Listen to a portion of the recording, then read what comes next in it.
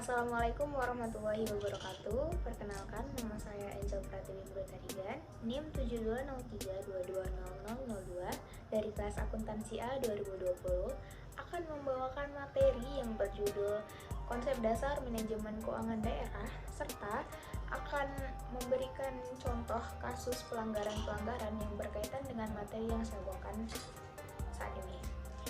Untuk memenuhi ujian tengah semester mata kuliah akuntansi keuangan daerah yang diampu oleh Bapak Dr. Nasirwan, SE, MSI, AKCA. Kemudian pokok bahasan yang akan saya bawakan kali ini yaitu yang pertama, pengertian manajemen keuangan daerah. Yang kedua, tujuan manajemen keuangan daerah. Yang ketiga, fungsi manajemen keuangan daerah. Yang keempat, contoh kasus. Dan yang terakhir adalah kesimpulan. Baik, yang pertama yaitu pengertian manajemen keuangan daerah.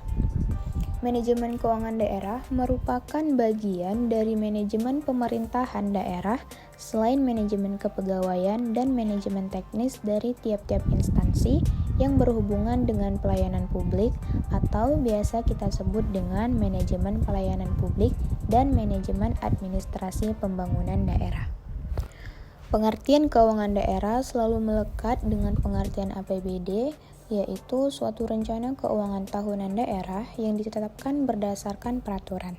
Selain itu, APBD merupakan salah satu alat untuk meningkatkan pelayanan publik dan kesejahteraan masyarakat sesuai dengan tujuan otonomi daerah yang luas, nyata, dan bertanggung jawab.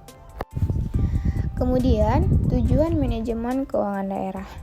Menurut Nikdifes, tujuan manajemen keuangan daerah terdiri dari 5. Yang pertama yaitu akuntabilitas atau accountability. Pemda harus mempertanggungjawabkan tugas keuangan kepada lembaga atau orang yang berkepentingan dan sah.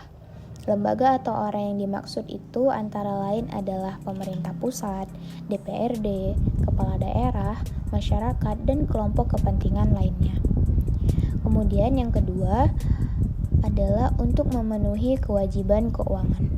Keuangan daerah harus didata sedemikian rupa sehingga mampu melunasi semua ikatan keuangan baik jangka pendek maupun jangka panjang. Yang ketiga yaitu kejujuran, yang mana urusan keuangan harus diserahkan pada pegawai profesional dan jujur, sehingga mengurangi kesempatan untuk berbuat curang. Yang keempat yaitu hasil guna atau effectiveness dan daya guna atau efisiensi kegiatan daerah. Tata cara pengurusan keuangan daerah harus sedemikian rupa memungkinkan setiap program direncanakan dan dilaksanakan untuk mencapai tujuan dengan biaya serendah-rendahnya dengan hasil yang maksimal. Kemudian yang terakhir yaitu pengendalian, yang mana manajer keuangan daerah, DPRD, dan aparat fungsional pemeriksaan harus melakukan pengendalian agar semua tujuan dapat tercapai, serta harus selalu memantau melalui akses informasi. Kemudian yaitu fungsi manajemen keuangan daerah. Fungsi yang pertama yaitu pengalokasian potensi sumber-sumber ekonomi daerah. Nah, sumber-sumber ekonomi daerah ini ada 2, yaitu sumber internal dan sumber eksternal. Sumber internal atau internal source itu adalah sumber-sumber ekonomi daerah yang digali dan dikelola sendiri dalam wilayah hukumnya, apakah dalam bentuk sumber daya alam maupun dalam bentuk potensi pajak daerah dan distribusi. Kemudian sumber eksternal adalah yang bersumber dari luar pemerintah daerah atau berbentuk pinjaman daerah. Nah, sumber eksternal ini terbagi lagi menjadi 2. Yang pertama yaitu yang bersumber dari pemerintahan di atasnya dan dikenal dengan allocation budget atau dana yang tersedia atau teralokasi bagi Pemda, seperti kontingensi yaitu dana untuk belanja pegawai dan belanja non-pegawai. Ya, kemudian yang kedua yaitu pinjaman daerah yang berbentuk bantuan luar negeri maupun dalam negeri atau dengan istilah government to government dan private sector to government. Kemudian fungsi yang kedua yaitu proses penyusunan anggaran pendapatan dan belanja daerah. APBD merupakan suatu rencana kerja Pemda dalam bentuk satuan uang untuk kurun waktu 1 tahun dan berorientasi pada tujuan kesejahteraan publik.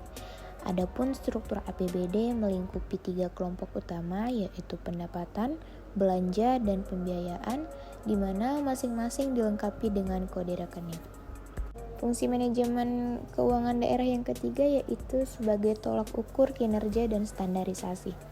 Tolak ukur kinerja anggaran merupakan bagian dari proses analitis anggaran untuk mengukur keberhasilan suatu kegiatan masukan dan keluaran atas standarisasi pelayanan umum yang dikembangkan oleh Pemda. Tolak ukur kinerja adalah suatu pendekatan dasar pengukuran kinerja yang bertumpu pada kinerja non-keuangan.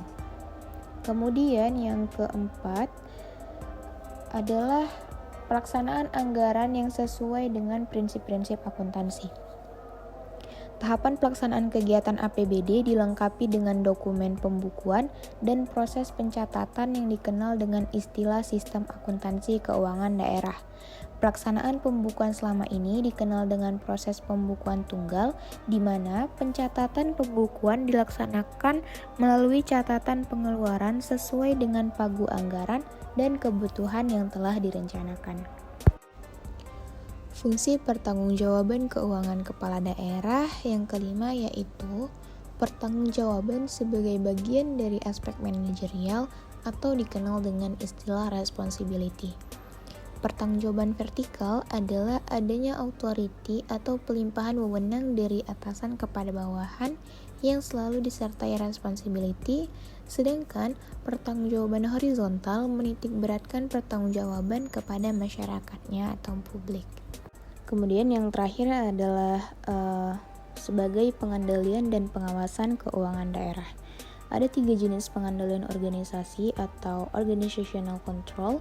Yang pertama yaitu perencanaan strategis dan pengendalian strategis. Kemudian ini merupakan suatu sistem pengendalian yang berorientasi atas goals dan objectives jangka panjang organisasi. Kemudian pengendalian tugas. Pengendalian tugas ini adalah sistem pengendalian yang berorientasi pada tugas rutinitas suatu entitas atau individual di dalam organisasi. Dan ada pengendalian manajemen yang mana ini merupakan sistem pengendalian yang terstruktur dan terproses dan sistematis dalam suatu organisasi. Nah, berikut ini saya akan paparkan beberapa contoh kasus yang sekiranya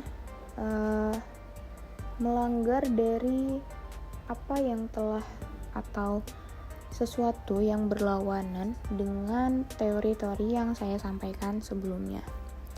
Jadi sebelumnya itu saya sampaikan bahwa tujuan manajemen keuangan daerah itu untuk akuntabilitas, untuk memenuhi kewajiban keuangan agar daerah itu mampu melunasi semua ikatan keuangan. Kemudian yang ketiga itu kejujuran, yang mana keuangan harus diserahkan pada pegawai profesional dan jujur. Kemudian agar efektif dan efisiensi. Kemudian agar dapat dilakukan pengendalian supaya tujuan itu dapat tercapai. Tapi yang terjadi di sini malah sebaliknya, malah pejabat-pejabat daerah ini melakukan penyalahgunaan atas dana APBD, mana alasannya itu untuk infrastruktur atau malah hanya sekedar pembelian tanah untuk konsumsi pribadi dan sebagainya. Berikut saya ulas beberapa kasus yang pernah terjadi. Yang pertama yaitu penyalahgunaan APBD capai 100 miliar. Nah, Kejaksaan Tinggi Papua menangani 8 kasus korupsi yang mana total kerugian negara dari kejadian kasus korupsi tersebut sebesar 100 miliar rupiah dari anggaran pendapatan dan belanja daerah. Nah, sebanyak 10 tersangka ditetapkan dalam 8 kasus korupsi. Modus dugaan tindak pidana korupsi adalah penggunaan uang operasional tanpa melaksanakan kegiatan, penyalahgunaan anggaran untuk infrastruktur, dan pemberian gratifikasi. Kemudian yaitu contoh kasus yang kedua yaitu KPPOD ungkap 3 kasus krisis kepemimpinan daerah. Komite Pemantauan Pelaksanaan Otonomi Daerah atau KPPOD, Arman Suparman mengungkap 3 kasus krisis kepemimpinan daerah yang terjadi pada masa pandemi COVID-19 lalu, yang mana 3 kelompok itu, yang pertama pengelolaan anggaran keuangan daerah, yang kedua abai terhadap aturan pemerintah pusat dan jual beli jabatan. Nah, kasus pertama ini terkait dengan pengelolaan keuangan daerah.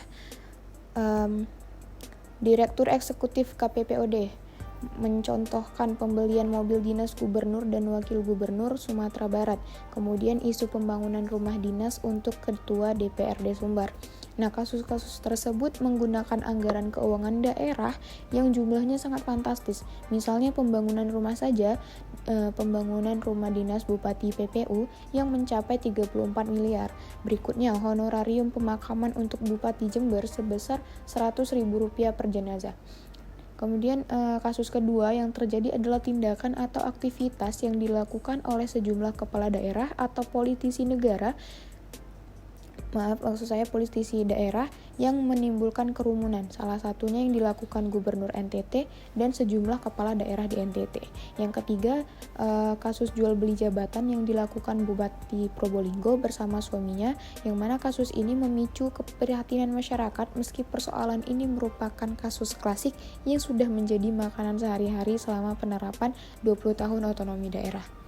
Kemudian kasus yang ketiga, ada kasus korupsi tanah Jakarta.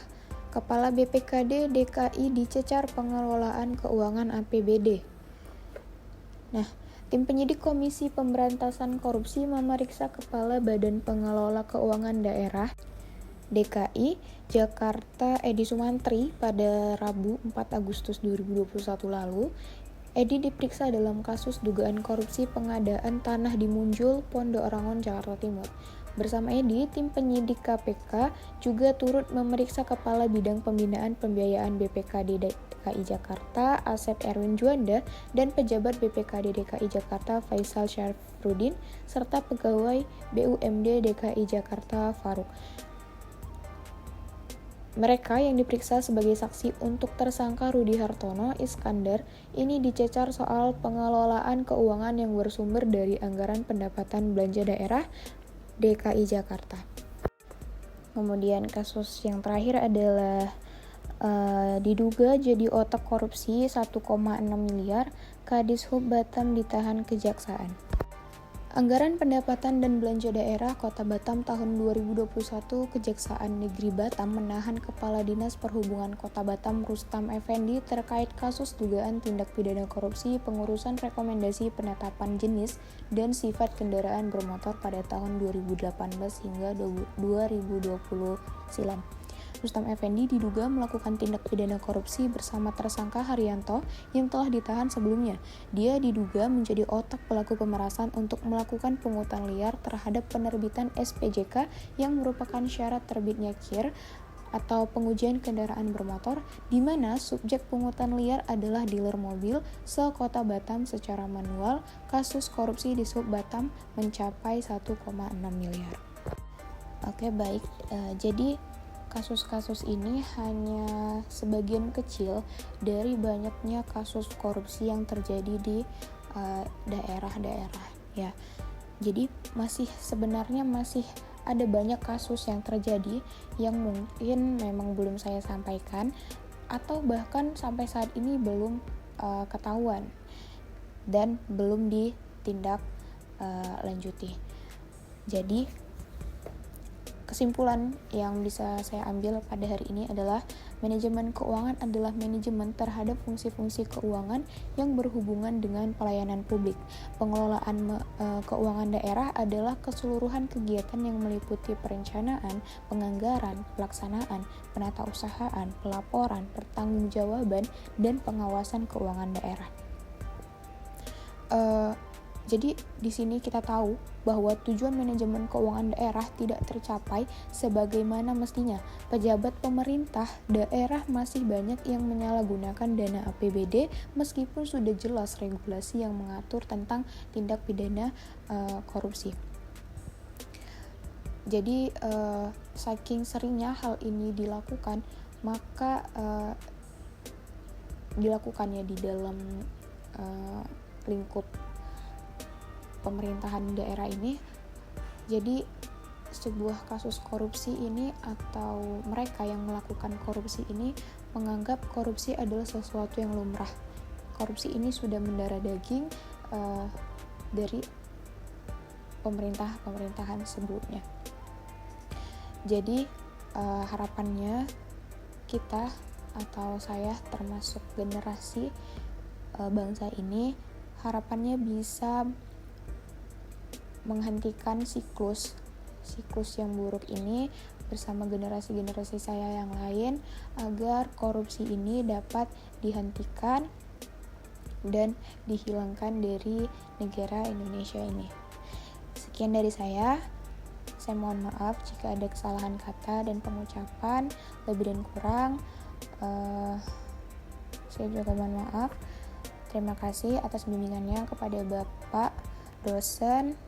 Sekian, Assalamualaikum warahmatullahi wabarakatuh.